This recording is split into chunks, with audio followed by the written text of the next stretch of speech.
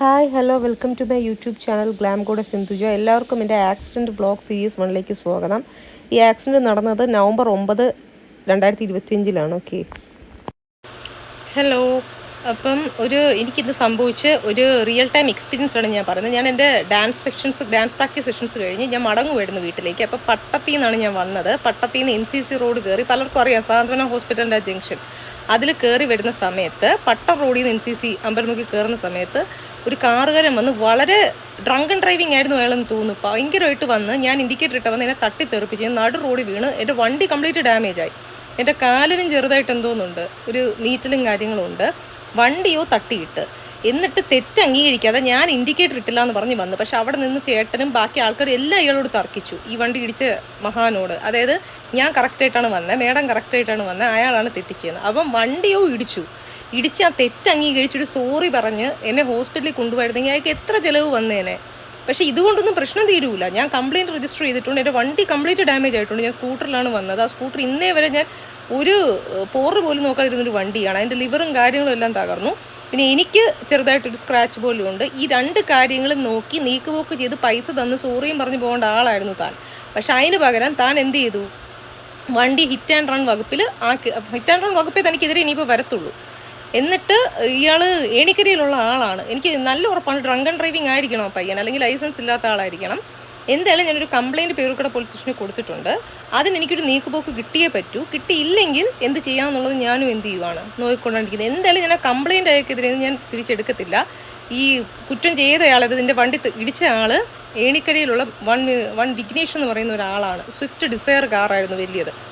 So ആളുടെ മുഖവും കാര്യങ്ങളും ഞാൻ കണ്ടിട്ടുണ്ട്, അവിടെ ക്യാമറയുണ്ട്. ആ കാര്യങ്ങളൊക്കെ ഞാൻ വഴി എടുത്ത് തെളിയിച്ചോളാം. പക്ഷേ ഈ ചെയ്തത് ഒരു മഹാമോശമായ പ്രവണതയാണ്. ഒരു ലേഡിയെ തട്ടിയിട്ട്, അതുപോട്ട് ഏത് മനുഷ്യനെ തട്ടിയിട്ടാലും ഒരു ഞായറാഴ്ച ദിവസമാണ്, തട്ടിയിട്ടിട്ട് ചുമ്മാ കടന്ന് കളയുക, ഒരു സോറി പറയുക, അവരെ ഫസ്റ്റ് എയ്ഡ് ചെയ്യാൻ ഹോസ്പിറ്റലിൽ കൊണ്ടുപോയി ചെയ്ത് വളരെ മോശമായിപ്പോയി.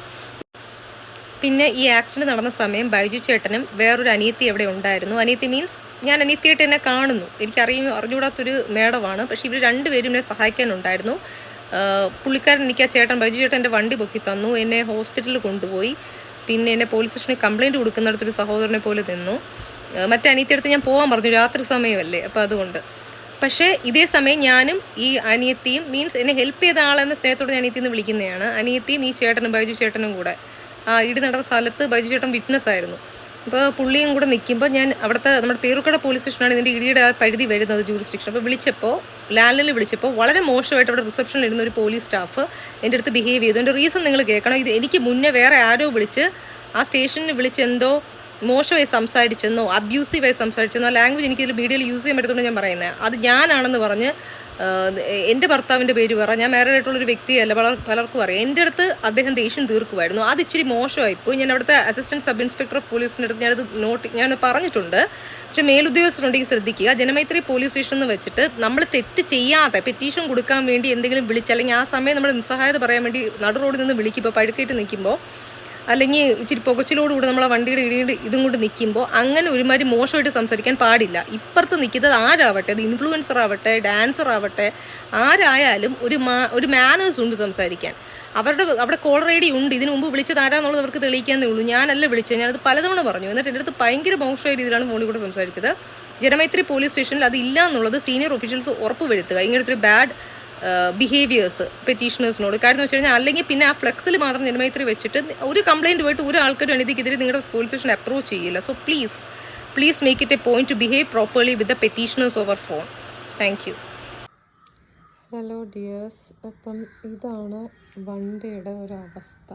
അതായത് കണ്ടോ, ഇതെല്ലാം നാശമായി. ഇതെനിക്ക് തിരിക്കാൻ പോലും പറ്റുന്നില്ല. കണ്ടോ, റൈറ്റിലോട്ട് എനിക്ക് തിരിക്കാൻ പോലും പറ്റുന്നില്ല. ഇങ്ങനെ തടസ്സം, ലിവർ ഡാമേജായി ഇത് കംപ്ലീറ്റ് യൂണിറ്റായിട്ട്. പിന്നെ ഇതുണ്ടല്ലോ ഈ ഫ്രെയിം, ഇത് അപ്പുറത്തെ സൈഡൊക്കെയിട്ട് ഇളകിപ്പോയത്. ഇവിടെ കംപ്ലീറ്റ് ഉഴഞ്ഞ്, കാരണം വണ്ടി അങ്ങ് സൈഡിലേക്ക് കംപ്ലീറ്റ് ആയിട്ടങ്ങ് തകിടം മറിഞ്ഞു, അത്ര ഹിറ്റായിരുന്നു. പിന്നെ ബമ്പർ ചളങ്ങി, ഇതിലൊരു ഹമ്പ് പോലെ ഉണ്ട്.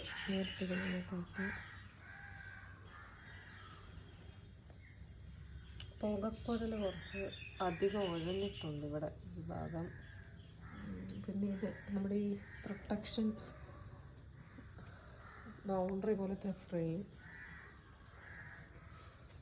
ഈ സൈഡല്ല വണ്ടി മറിഞ്ഞത്, അപ്പുറത്തെ സൈഡാണ്, അങ്ങോട്ടാണ് മറിഞ്ഞു വീണത്. അതുകൊണ്ട് ഈ സൈഡാണ് ബാധിക്കപ്പെട്ടത് കംപ്ലീറ്റ്.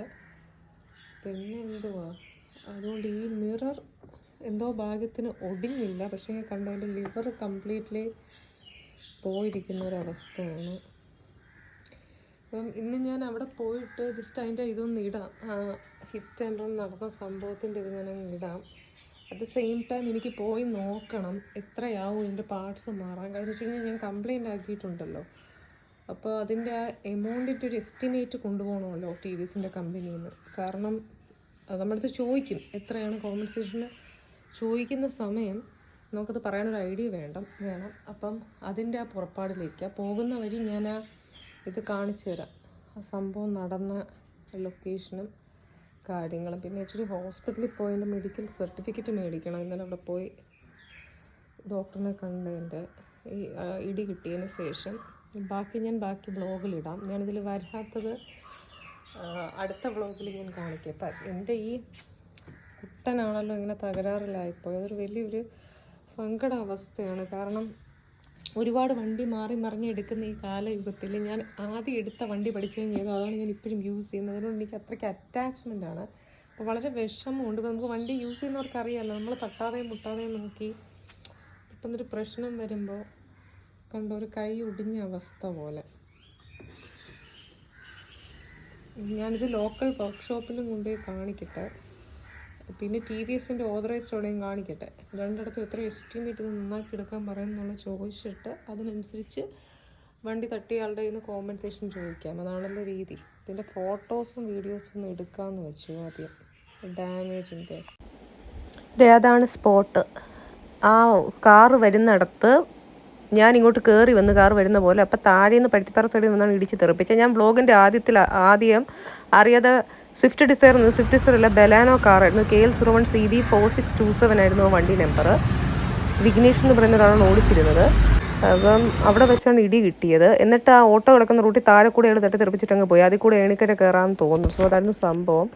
ഇത് ഞാൻ TVS ഷോറൂമിൽ എൻ്റെ വണ്ടിയുടെ എസ്റ്റിമേറ്റ് എടുക്കാൻ വേണ്ടി വന്നപ്പോഴാണ്. TVS ലോക്ടെക് ഇപ്പോൾ PMG എന്ന് മാറ്റി നളന്തയുടെ താഴെയാക്കി, നന്തങ്കോട്. ഞാൻ എസ്റ്റിമേറ്റ് എടുക്കാൻ വന്ന ദിവസം ആദ്യം അവർ പറഞ്ഞത് 13,445 രൂപയാകും സൈഡ് പാനലും എല്ലാം കൂടി മാറ്റാനെന്നാണ്. പക്ഷേ ഈ ലോക്ടെക്ക് കഴിയുവാണെങ്കിൽ നിങ്ങൾ കൊടുക്കാതിരിക്കുക. അത് ഞാൻ സെപ്പറേറ്റ് ആയിട്ടൊരു വ്ളോഗ് ചെയ്യാം. കാരണം ഒരുപാട് തിക്ത അനുഭവം എനിക്കിവിടെ ഇത് അന്വേഷിക്കാൻ വന്നപ്പോൾ എനിക്ക് ഉണ്ടായി. ഓരോന്നായിട്ട് ഞാൻ വേറൊരു വ്ളോഗ് ചെയ്യാം. ഇതിൽ പറഞ്ഞ വ്ളോഗ് വളരെ നീണ്ടു പോകും. ഞാൻ ആദ്യം വണ്ടി പുറത്ത് വെച്ചിട്ടാണ് അകത്തുനിന്ന് എക്സ്പ്ലെയിൻ ചെയ്തത്. അപ്പോൾ സെക്യൂരിറ്റി ചേട്ടൻ പറഞ്ഞാൽ വണ്ടി അകത്തെടുത്തുകൊണ്ട് വരാൻ. ആ രംഗങ്ങളാണ് ഈ കാണുന്നത് ഞാൻ എടുക്കാൻ പോകുന്നത്. അപ്പം ഒരു സർവീസ് അഡ്വൈസർ, ഒരു രാകേഷ് എന്ന് പറയുന്ന ആളാണ് എൻ്റെ കാര്യങ്ങൾ അറ്റൻഡ് ചെയ്തത്. സോ അയാളുടെ ബിഹേവിയർ ആണെങ്കിലും അത്ര നല്ലതൊന്നുമല്ല. ഞാൻ അടുത്ത വ്ളോഗിൽ ഞാൻ പറയാം. ഇതിന് ശേഷം ഞാൻ എൻ്റെ വണ്ടി പുറത്ത് വെച്ചിരുന്നു. അത് എടുക്കാൻ പോകുന്ന രംഗമാണ് കാണുന്നത്. കാരണം ഇതിനകത്ത് സർവീസ് ചെയ്യാൻ വരുന്ന വണ്ടി തട്ടണ്ട എന്നുള്ള രീതി ഞാൻ പുറത്ത് വെച്ചാൽ ചോദിക്കാൻ വേണ്ടിയല്ലേ വന്നത്. പിന്നെ അത് അകത്തെടുത്തുകൊണ്ട് വന്നു. ഇടയ്ക്കൊരു ലാഗ് വന്നു. കുറേ ബ്ലാക്ക് ആൻഡ് സാധനങ്ങൾ നിങ്ങൾ കാണും. അവിടെ ഞാൻ എൻ്റെ പ്രോംപ്റ്റ് കയറ്റാൻ വേണ്ടി ഞാൻ മനഃപൂർവ്വം അങ്ങനെ ഇട്ട്. അതുമല്ല, ഞാൻ എൻ്റെ വീഡിയോ ഓൺ ആയിരുന്നു. ഞാൻ ഡാഷ്ബോർഡ് ഇട്ടിട്ട് വണ്ടി റോഡിൽ നിന്ന് സർവീസ് സെൻറ്ററിനകത്തേക്ക് എടുക്കാൻ വന്നപ്പോൾ. സോ ഈ ലോക്ടെക്കിനെ പറ്റി പറയുവാണെങ്കിൽ ഇതിനകത്ത് ഇഷ്ടംപോലെ വണ്ടികൾ ഇവന്മാർക്ക് സർവീസ് ചെയ്യാൻ കിട്ടുന്നുണ്ട്. ഓക്കെ, സോ നമ്മുടെ ഇങ്ങനെ തട്ടിയ വണ്ടിയൊക്കെ കണ്ടു കഴിയുമ്പോൾ നമ്മൾ ആദ്യമേ അകത്ത് കൊണ്ടുപോയി വെച്ചാൽ അവിടെ വണ്ടികളുടെ തിരക്കാണ്. അതുകൊണ്ട് ഞാൻ പുറത്ത് കൊണ്ടുപോയി വെച്ചത്. സോ ഈ ബ്രാൻഡഡ് വർക്ക്ഷോപ്പുകളിൽ നിങ്ങൾ പോയിട്ടുണ്ടെങ്കിൽ നിങ്ങൾക്കറിയാം മിക്കതും നോൺ ജെനുവിൻ ആയിരിക്കും. സോ ഈ പ്രോംപ്റ്റുകൾ കയറ്റാൻ വേണ്ടിയാണ് ഞാൻ എൻ്റെ ഇടയിൽ ഇത് ബ്ലാക്ക് ആൻഡ് ഇതായിട്ട് കാണുന്നതല്ല, അവിടെ ക്ലിപ്സ് ഇല്ലാത്തതല്ല. സോ കുറച്ച് ദൂരം എൻ്റെ വ്ളോഗിൽ ഇങ്ങനെ ആയിരിക്കും. അതിന് ശേഷം ഞാൻ ഈ വണ്ടി എടുത്തുകൊണ്ട് വരുമ്പോൾ അയാളെയും കാണിച്ചു തരാം. അയാൾ പറയുന്ന ഡീറ്റെയിൽസും ഞാൻ പറഞ്ഞുതരാം. കാരണം ഇവർ ഒരു വ്ളോഗറായ നമ്മളോടും അല്ലെങ്കിൽ ഇൻഫ്ലുവൻസ് ചെയ്ത നമ്മളോടും ഇവർ എങ്ങനെയാണ് എസ്റ്റിമേറ്റ് ബില്ലുകൾ മാറ്റിമറിക്കുന്നത് എന്നുള്ളത് പൊതുജനത്തിന് അറിയിച്ചു തരണം എന്നുള്ള ഉദ്ദേശത്തോടെയാണ് ഞാൻ ഈ വീഡിയോ ചെയ്യുന്നത്. ഇവർക്കുള്ള തുടർ നടപടികൾ ഞാൻ ചെയ്തിട്ടുണ്ട്. അത് ഞാൻ വേറൊരു വ്ളോഗിൽ കാണിച്ചു തരാം. അപ്പോൾ ആർക്കെങ്കിലും ഇതിപ്പം നമ്മൾ കൊണ്ട് ഇടിച്ചതില്ല, നമ്മുടെ വണ്ടിക്ക് നേരെ കിട്ടിയതാണ് ഹിറ്റ്. നമ്മുടെ വണ്ടി ഇടിച്ചിട്ടിട്ട് നമ്മൾ നന്നാക്കാൻ പോകുമ്പോൾ നമുക്കൊരു വില തരുന്നില്ല എന്നല്ല, വളരെ ബാഡ് ആയിട്ടുള്ള ഒരു കസ്റ്റമർ സർവീസാണ് അവർ കാണിക്കുന്നത്. അത് നിങ്ങൾക്ക് വഴിയേ അറിയാം. അങ്ങനെ ഞാൻ എൻ്റെ വണ്ടി അകത്തെടുത്തുകൊണ്ട് വന്നു. അതിനുശേഷം ബാക്കിയുള്ള വീഡിയോ ക്ലിപ്സാണ് ഞാൻ കാണിക്കുന്നത്. സോ ശ്രദ്ധിച്ചിരിക്കുക ഇനിയുള്ളത്. അപ്പോൾ എൻ്റെ വീഡിയോ 2 ആൾക്കാർ എസ്റ്റിമേറ്റ് എഴുതാൻ വേണ്ടി വന്നിരുന്നു. അതിലൊരാൾ ഇയാളാണ് ഇപ്പം നോക്കുന്നത്, പിന്നെ രണ്ടാമത്തെ ആൾ ഇപ്പുറത്ത് നിൽക്കുന്ന ആൾ. അതായത് ഇവർ രണ്ടുപേരും ഇത് ഡാമേജ് നോക്കാൻ വേണ്ടി വന്നു. എന്നിട്ട് മൊത്തം കള്ളത്തരമാണ്, ഞാൻ കാണിച്ചു തരാം.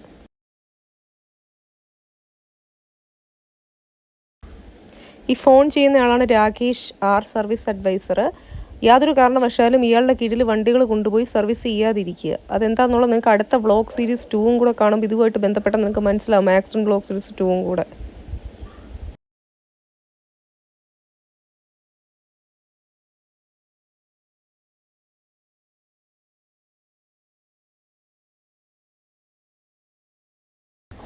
ഒന്നാമത്തെ കാര്യം, എൻ്റെ വണ്ടി കൊണ്ടുവച്ചിട്ട് കുറേ സമയം അയാൾ വേറെ ഏതോ ക്ലയൻസുമായിട്ട് സംസാരിച്ചുകൊണ്ട് നിൽക്കുക. അതൊരു റോങ് ആണ്. ഒരു വണ്ടി അറ്റൻഡ് ചെയ്യാൻ കൊണ്ടുവരുമ്പോൾ കംപ്ലീറ്റ്ലി അതെന്ത് ചെയ്യുക, അത് ശ്രദ്ധിക്കണം. അല്ലാതെ വേറെ ആൾക്കാരെ കോളിൽ നിൽക്കുന്ന ഒരു ബാഡ് ബിഹേവിയറാണ്. ഇതിപ്പോൾ നമ്മുടെ അടുത്ത് ഇങ്ങനെയാണ് ഇയാൾ കാണിക്കുന്നത്. ഒരു സാധാരണക്കാരടുത്ത്, ഒരു പബ്ലിക് ഫിഗറെ നമ്മുടെ അടുത്ത് ഇങ്ങനെ കാണിക്കുമ്പോൾ ഇയാൾ ഓർക്കുന്നില്ല അത് പുറത്തോട്ട് വരുമെന്നുള്ളത്. ഇതാണ് ഞാൻ പറഞ്ഞ കസ്റ്റമർ സർവീസ് ബാഡ് ആണെന്നുള്ളത്.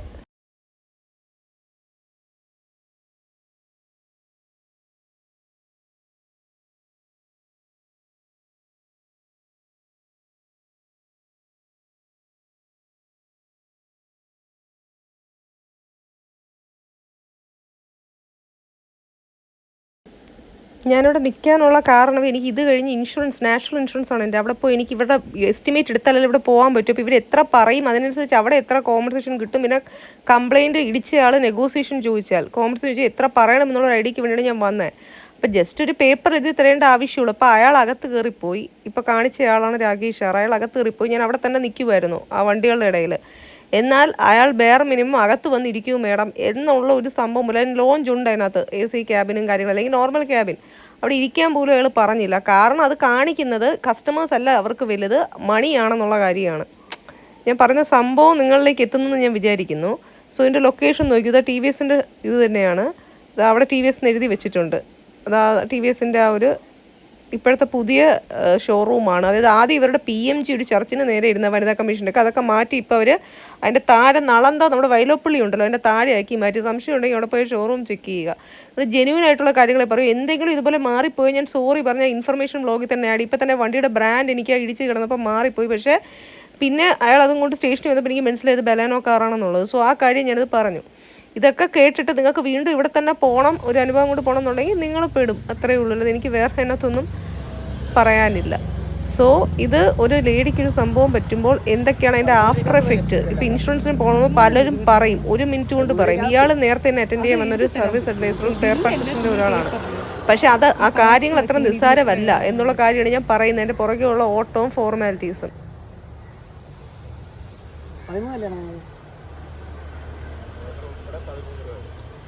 അത് എഴുതി തരാൻ പറ്റൂ ഒരു പേപ്പറിൽ. മീൻസ് നിങ്ങളുടെ ബില്ലായിട്ടൊന്നും വേണ്ട, ജസ്റ്റ് ഒരു ഇതായിട്ട്.